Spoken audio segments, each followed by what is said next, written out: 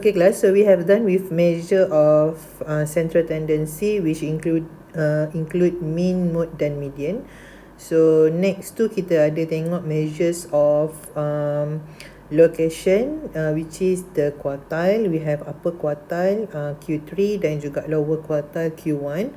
Okay, if you can remember, the upper quartile Q3 will divide your data here, okay, where you will have 25% of data above Q3 dan 75% daripada data below Q3.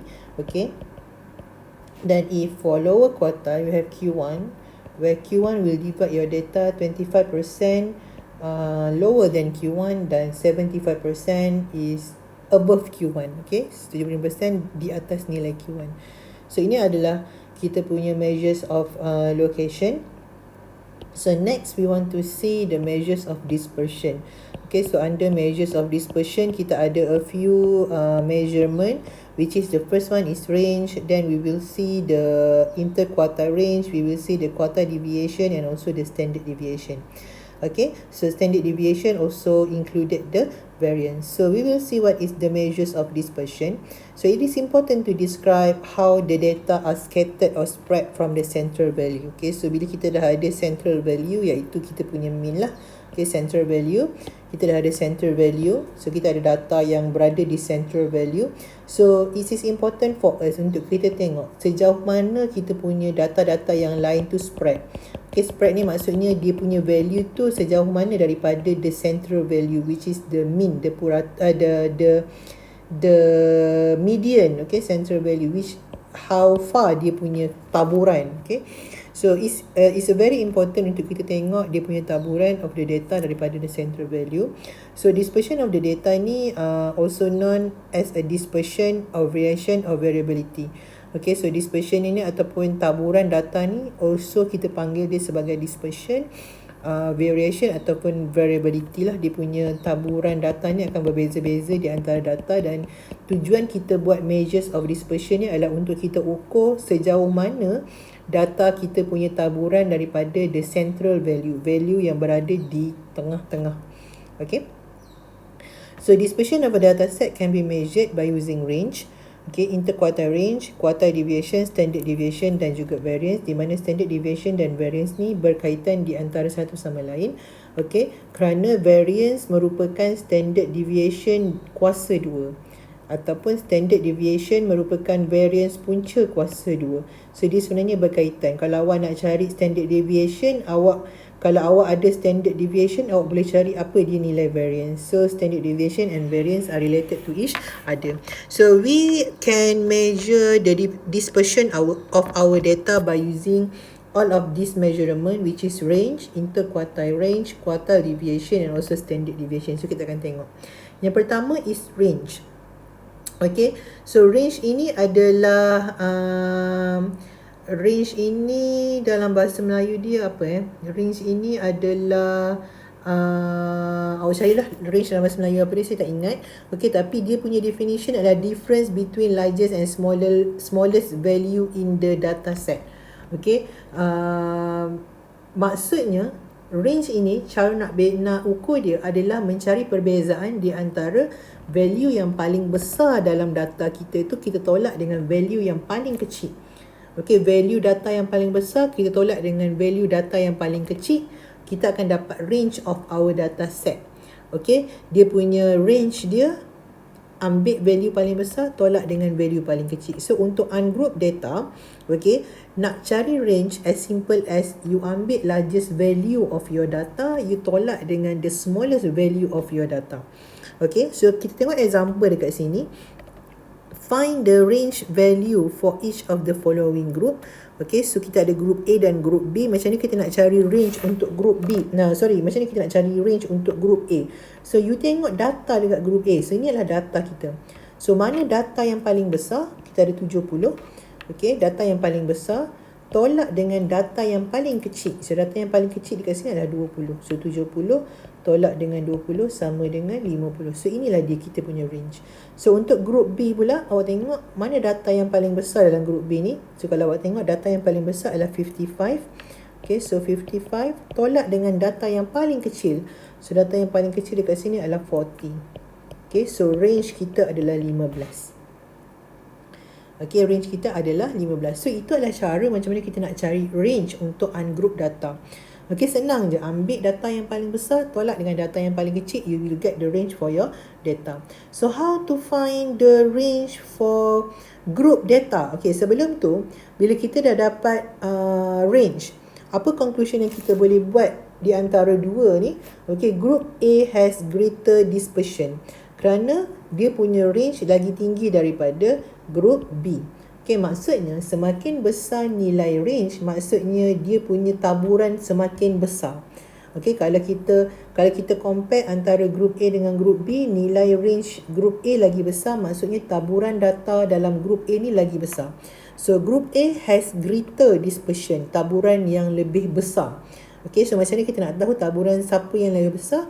Semakin besar nilai range, semakin besarlah taburan sesuatu data. Macam tu cara dia. Alright. So for group data, how can we calculate the range for group data? Kalau ungroup data tadi kita ambil maximum value, kita tolak dengan minimum value ataupun largest value, nilai yang paling besar, tolak dengan nilai yang paling kecil. Tapi kalau untuk group data, for us to find the range is the upper class boundary of the last class. Upper class boundary untuk kelas yang paling akhir, tolak dengan lower class boundary untuk first class, kelas yang pertama. So it is important for you untuk tahu the class boundary. So sekarang kita ada marks. Okay, so macam ni kita nak tahu class boundary. Macam mana nak cari class boundary? Class boundary adalah 0.5 kalau lower, 0.5 sebelum lower limit.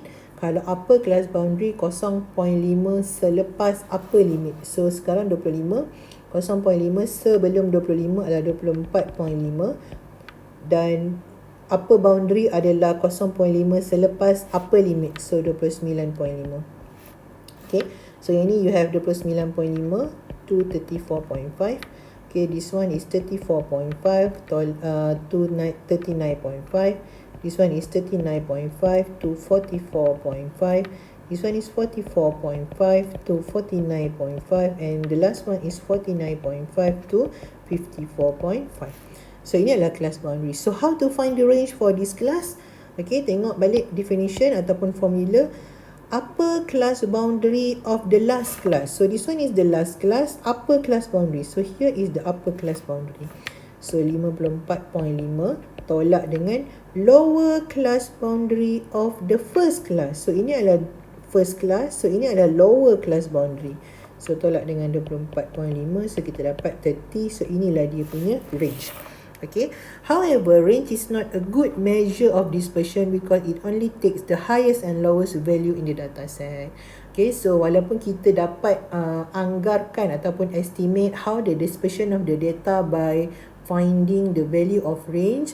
Okay, however, the range ini bukanlah satu measurement yang bagus sebab dia hanya tengok yang paling kecil dengan yang paling besar. Yang tengah-tengah ni taburan dia macam mana, dia tak ukur pun. Okay, dia hanya ambil yang paling minimum dan yang paling maksimum dan dia mengabaikan ukuran-ukuran data yang lain. Okay, so it's not a good measurement, but then it can help us untuk tengok sejauh mana taburan data kita dalam sesuatu data set. Alright, so itu adalah cara untuk cari range. Untuk ungroup data, we take the largest value, data yang paling besar tolak dengan data yang paling kecil. Dan untuk group data, kita ambil upper class boundary untuk last class tolak dengan lower class boundary untuk first class. So kita akan dapat range of the data set. Alright. Okay, now kita nak tengok interquartile range. So what is the interquartile range?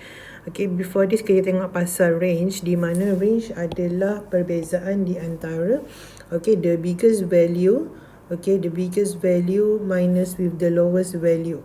Okay, so range adalah between the largest and the smaller values in the data set. So if you have the data set, katakanlah kita ada data set, ni data kita.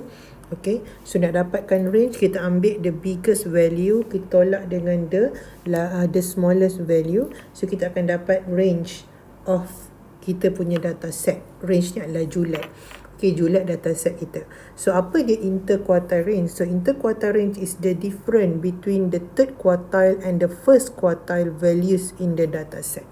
Okay, so we know that if we have a data set, we can find the value of Q1, where Q1 is the 25% of the data. Q1 is here, 25% of the data lies below Q1. Kat sini kita ada 25% daripada data kita. Okay, dan kita juga ada Q3, di mana Q3 ini ada 25% data lies above Q3. Okay, sebab kalau awak remember apa dia Q1 dan Q3. So if we have a data set, Q1 is the value that divide our data set into 25% and 75% above, while Q3 is the value that divide our data set 75% below and 25% above. Okay, so kalau awak tengok, di bawah Q1 kita ada 25%, di atas Q3 kita ada 25%. So di bawah Q1 kita ada 25%, okay, di bawah Q1 kita ada 25% dan di atas Q3 kita ada 25%. So apa dia interquartile range? Interquartile range adalah 50% in the medium here. 50% tengah-tengah. So macam mana nak cari interquartile range? Kita akan ambil Q3, kita tolak dengan Q1.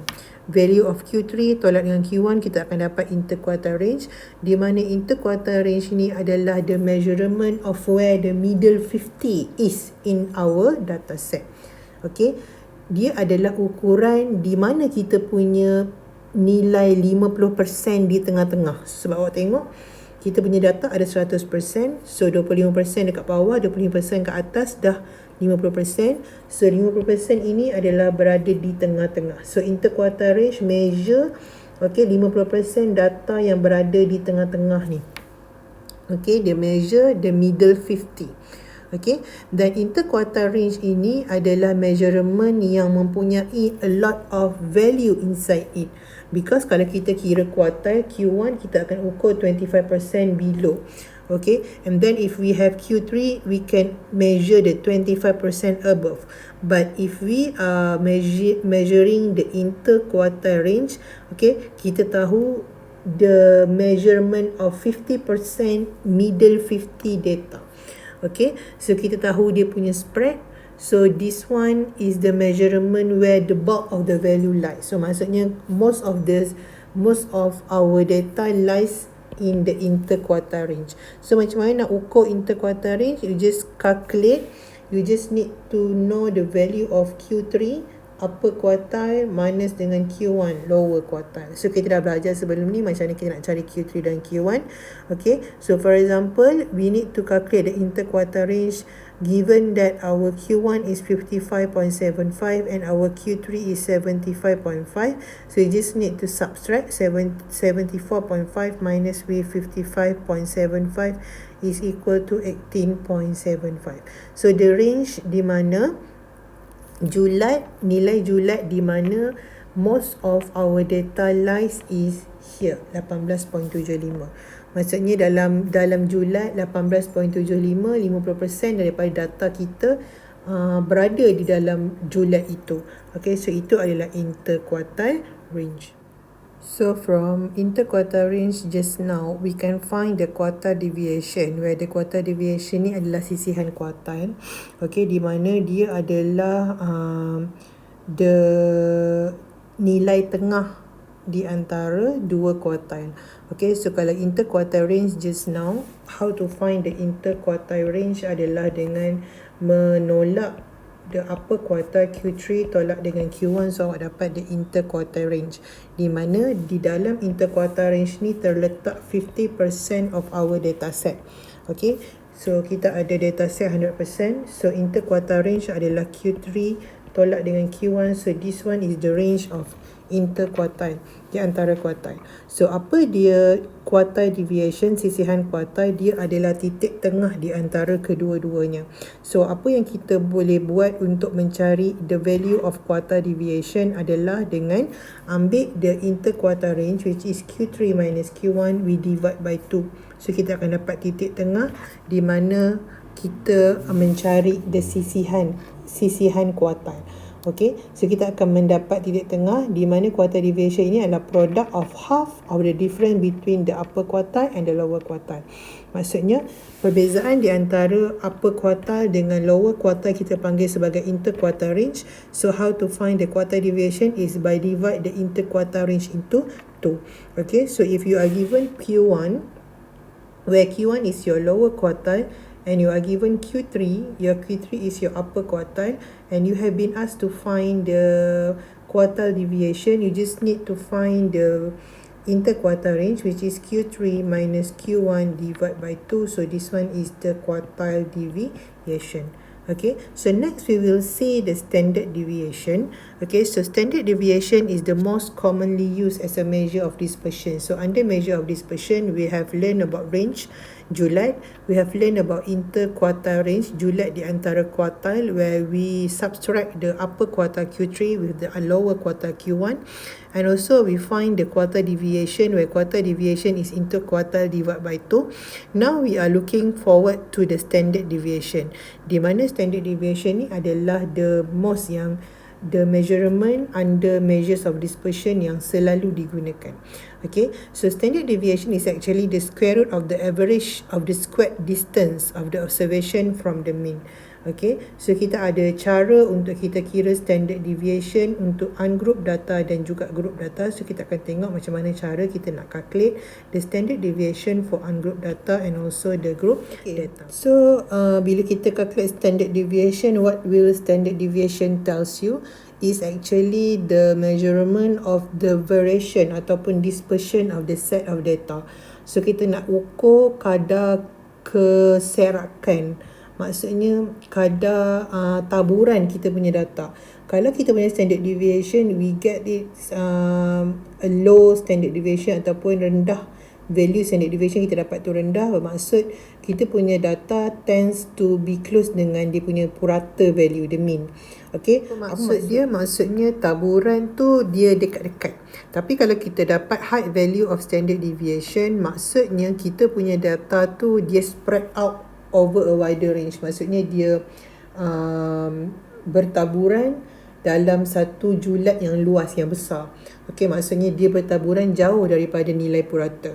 Okay, so itu adalah apa yang standard deviation tells us. So it's very important, or is commonly used to calculate the standard deviation for us to know the dispersion, to measure the dispersion of our data. Maksudnya untuk kita ukur kadar ketaburan ataupun kadar taburan kita punya data tu adalah dengan mengukur standard deviation. Okay, so untuk ungroup data dan group data, dia ada cara tertentu untuk kita mengukur standard deviation. So you need to know that standard deviation ni, kalau dalam simbolnya biasanya kita akan guna sebagai SD. SD ni maksudnya standard deviation lah, simbol dia adalah S. Dan standard deviation ini sebenarnya adalah square root of the variance. Okay, so kita ada variance, simbol kita adalah S square. So square root of S square kita dapat S. So S ini adalah standard deviation. Maksudnya by measuring the value of standard deviation, you can know the value of variance and otherwise. Maksudnya kalau kita dapat value of variance, kita boleh ukur the standard deviation. Dan kalau kita dapat value standard deviation, kita boleh cari value of variance because they are related to each other. Macam mana daripada nilai standard deviation nak dapat variance, standard deviation nak dapat variance, awak kuasa duakan dia. So, awak kuasa duakan standard deviation, awak akan dapat variance. Daripada nilai variance, awak nak dapat standard deviation, awak punca kuasa, awak akan dapat standard deviation, which is S. Okay, because they are related to each other. So now we want to look at how to calculate the standard deviation for ungrouped data. Okay, so for a sample with observation, so kita ada data. This one is our data, x1, x2 until xn. Okay, standard deviation can be calculated using the formula. Okay, standard deviation simbol dia S. So formula dia adalah punca kuasa 1 bahagi dengan n minus 1. So n ini adalah nilai ataupun jumlah data. Okay, darab dengan summation of xi. Xi ini adalah awak punya data, tolak dengan x bar. So ingat x bar apa dia? X bar adalah mean. Okay, so x bar adalah mean, X yang macam ni adalah median, dan X yang bertopi ni adalah mode. Okay, so X data kita tolak dengan mean kuasa 2 tambahkan. Maksudnya setiap data ni awak tolakkan dengan dia punya mean, awak kuasa 2 kan. Okay, so tambahkan semua sekali. So itu adalah cara macam mana kita nak ukur standard deviation. Ataupun kita boleh juga menggunakan formula yang lebih mudah, iaitu punca kuasa 1 bahagi dengan n minus 1. So n ini adalah jumlah data. Okay, x kuasa 2. X ini adalah data kita. Okay, data kita kuasa 2, tambahkan kesemuanya. Lepas tu summation of data kuasa 2 bahagi dengan n. Okay, so kita tengok macam mana cara dia. So katakanlah untuk kita ukur group A ni, standard deviation dia. Okay, so n kita berapa? N kita adalah 1, 2, 3, 4, 5, 6. So kita ada n equal to 6. Okay, and then kita nak cari summation of x square. So kita kena squarekan dulu kita punya data. So 20 kalau awak squarekan, awak akan dapat 400. Okay, sekejap, biar saya padam dulu.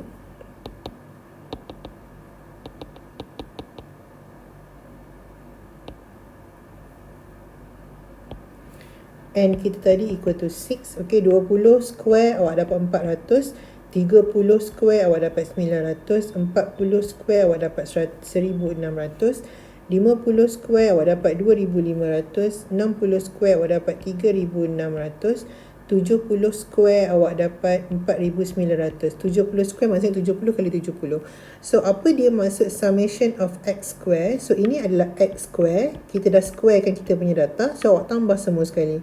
400 campur 900, 1300 campur dengan 1600, 2900 campur dengan 2500, 5400 campur dengan 3600, 9000 campur dengan 4900 adalah 13900. So kita punya summation of x square adalah 13900. Okay, so apa dia yang ini? Summation of x kuasa 2. So berhati-hati, summation of x dalam kurungan. Maksudnya kita kena tambah semua kita punya data dulu. X tu data So 20 campur 30 adalah 50, campur 40 90, campur 50 140, campur 60 is 200, campur 70 adalah 270. So summation of x kita adalah 270.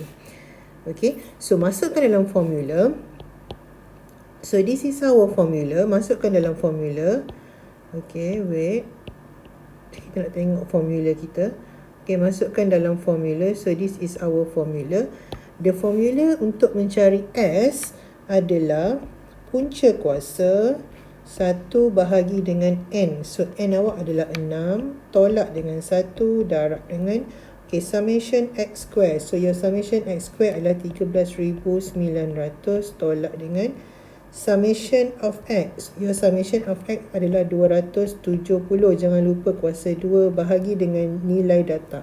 So data awak ada 6. Bahagi dengan 6. Okay, so kira guna kalkulator awak akan dapat the standard deviation is equal to 18.708.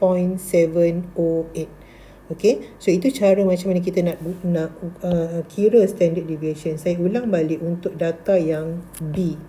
Okay, untuk data yang B saya ulang balik. Macam mana kita nak cari standard deviation. Okay, so kita kena faham formula. Kalau saya suka guna formula yang kedua ni. Ini lebih mudah. Okay, so kita nak tengok macam mana kita nak kira standard deviation untuk data B pula. Okay, tadi kita dah ukur data A. So sekarang kita nak tengok macam mana kita nak ukur untuk data B pula, supaya awak faham macam mana nak cari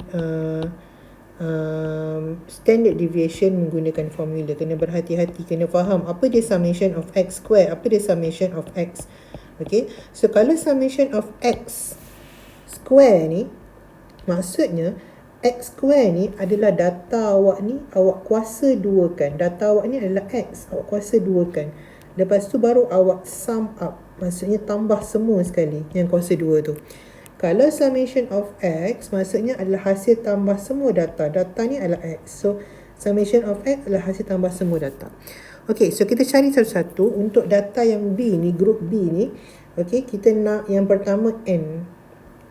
So, N kita adalah 1, 2, 3, 4, 5, 6. Jumlah data ada 6. Lepas tu kita nak summation of X square. So, benda pertama yang awak kena buat adalah cari X square. Maksudnya semua data ni awak kena squarekan dia. So, kita squarekan satu-satu. 40 kuasa 2 kita dapat 1600.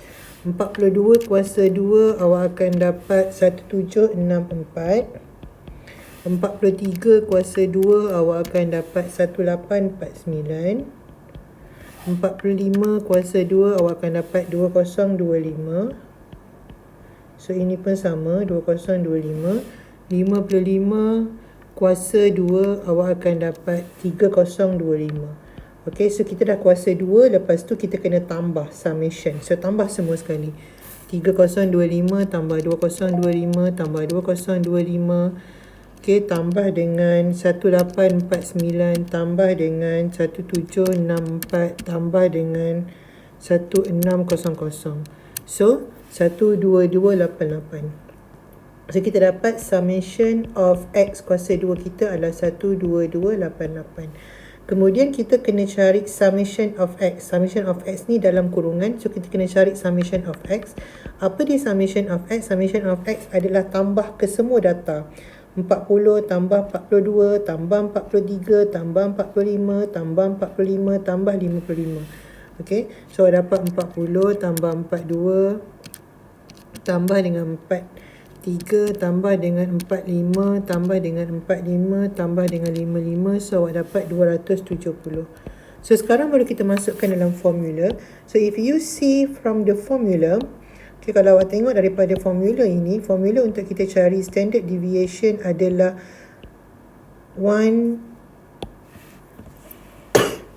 Okay, punca kuasa 1 over n minus 1. So our n is 6. So 6 minus 1 dalam kurungan summation of x square. So your summation of x square is 12288 minus with summation of x 270 kuasa 2 bahagi dengan n adalah 6. Okay, so awak akan dapat standard deviation equal to 2.524. So this is how we calculate the standard deviation for ungrouped data. Okay, kita dah tengok formula macam mana nak cari standard deviation untuk ungrouped data. So awak kena berhati-hati. Kalau awak kena faham n ini adalah number of data. Lepas tu summation of x square ni maksudnya apa? Yang pertama awak kena cari x square dulu. X ini adalah data kita. So x square adalah setiap data ni awak kena kuasa 2 kan. Lepas tu summation maksudnya awak kena tambah semua hasil kuasa 2 setiap data ni. So awak akan dapat summation of x square. And then we have a summation x square dekat luar. Okay, dalam kurungan summation x square dekat luar. So dia berbeza dengan this one. This one awak kena square dulu baru sum. This one awak kena sum dulu data baru awak square. Maksudnya data tu kita tambah dulu yang original data ni. Lepas tu baru kita square. Sebab square tu duduk dekat luar kurungan. Okay, so itu adalah perbezaan di antara dua ni. Awak kena berhati-hati. So now we want to see the formula to find the standard deviation for group data. As I told you before, standard deviation dengan variance ini berkait di antara keduanya. So awak tak perlu cari kedua-dua menggunakan formula. Awak perlu cari salah satu sahaja. Katakanlah awak cari standard deviation. So awak akan dapat S. Okay, ini adalah standard deviation. Macam mana nak dapat variance? Awak kuasa 2 kan standard deviation, awak akan dapat variance. Di mana variance adalah standard deviation kuasa 2. Okay, kalau awak cari variance, simbolnya adalah kuasa 2. Macam mana awak nak dapatkan standard deviation? Awak punca kuasa awak punya variance, awak akan dapat standard deviation S. Okay, so tak perlu cari kedua-duanya, hanya perlu cari satu sahaja, and then kita boleh cari the other value menggunakan hubungan tadi. Okay, so now kita nak tengok formula untuk cari standard deviation for group data. So, saya lagi prefer formula yang kedua ini. So, awak hanya perlu faham formula yang kedua. Okay, yang ni sama macam tadi. And ini adalah total frequency, total data yang kita ada. Okay, cumanya untuk group data disebabkan kita ada class interval. Okay, so awak kena cari summation F darab X square, di mana X square ini adalah data awak kuasa 2 darabkan dengan F. F ini adalah titik tengah midpoint. Okay, so apa yang awak kena, F itu adalah frekuensi. Okay, so X awak sekarang bukan lagi data, tetapi X awak sekarang adalah titik tengah. Sebab data kita dalam bentuk interval, so kita kena cari titik tengah. Okay, so dalam awak punya table, awak akan ada class interval dan awak akan ada frekuensi F. So apa yang awak perlu cari, yang pertama adalah midpoint, titik tengah untuk setiap data. So macam mana nak cari titik tengah? Lower limit tambah dengan upper limit bahagi dengan 2, awak akan dapat titik tengah untuk setiap data. Itu adalah kolom pertama yang awak kena tambah. Kolom kedua yang awak kena tambah adalah X kuasa 2. X ini apa? Titik tengah. So titik tengah ni awak kena kuasakan 2. 34.5 kuasa 2, awak dapat 1190.25. 44.5 kuasa 2, awak akan dapat 1980.25. Itu kolom yang keempat yang kena ada dalam table awak. Kolom yang kelima adalah kolom F darab X. Apa dia F darab X? Titik tengah darab dengan frekuensi. Maksudnya titik tengah yang pertama 34.5 darab dengan 2. So awak akan dapat 69. 44.5 darab dengan frekuensi dia 4. Awak akan dapat 178. 54.5 darab dengan dia punya frekuensi 8. Awak akan dapat 436 dan seterusnya. Fx adalah frekuensi darab titik tengah. Dan kolom yang terakhir awak kena tambah dalam awak punya table adalah F darab X square. Okey, di mana F ini frekuensi, X square ini adalah titik tengah kuasa 2. Kita dah cari tadi yang ini. So senang, bila kita dah cari senang, ambil sahaja X square ni darab dengan dia punya frekuensi. Okey, 2380.5.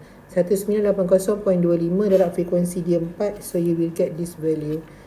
This darab dengan 8, awak akan dapat this value. So kenapa kita nak kena cari value-value ni? Sebab awak tengok dia akan memudahkan awak bila awak nak guna formula. Sebab dalam formula kita ada summation of fx kuasa 2.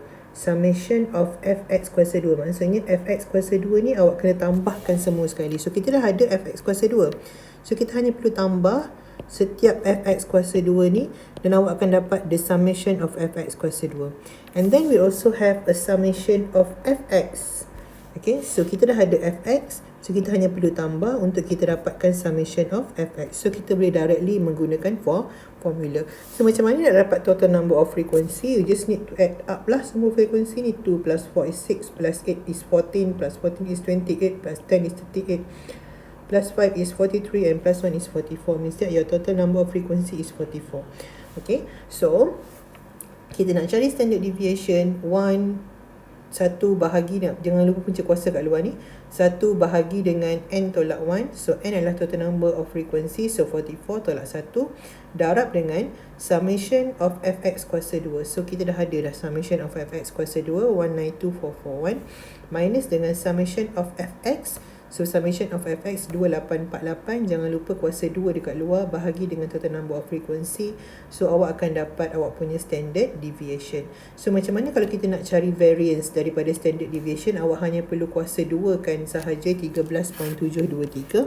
So 13.723 awak kuasa 2, awak akan dapat 188.32. So 188.32 ini adalah variance. Okay, so variance of a sample is S square. Maksudnya dia adalah standard deviation kuasa 2. Meanwhile, variance of a population is sigma square. So simbol lah. Kalau untuk sample kita guna simbol S kuasa 2. Kalau untuk population kita guna simbol sigma kuasa 2. Tapi kebiasaannya we are measuring the variance of a sample. If all the observation have equal values, the standard deviation is 0. Kalau kita punya data tu mempunyai nilai yang sama, contohnya 20, 20, 20, 20, 20, 14 kali 20. Data kita 20, 14 kali 20. So data tu sama. So dia punya standard deviation adalah kosong. Okay, then standard deviation can be used to compare the dispersion of two or more data set if they have equal mean. Kalau data set kita, kalau kita mempunyai beberapa data set, beberapa set of data dan mean dia adalah sama, so kita boleh guna standard deviation untuk kita ukur taburan data kita untuk setiap set. Okay, bila standard deviation rendah, maksudnya data itu hampir dengan purata, maksudnya taburan dia dekat-dekat. Tapi kalau kita punya standard deviation tinggi, maksudnya dia bertabur pada wide range. Okay, taburan dia pada satu julat yang besar, maksudnya dia bertabur jauh lah. Okay, so itu adalah kepentingan standard deviation. Why we measure standard deviation is because of we want to measure the dispersion of the data set. Okay, so standard deviation is the most commonly used measurement in measures of dispersion. So under measure of dispersion tadi kita dah belajar range, interquartile range.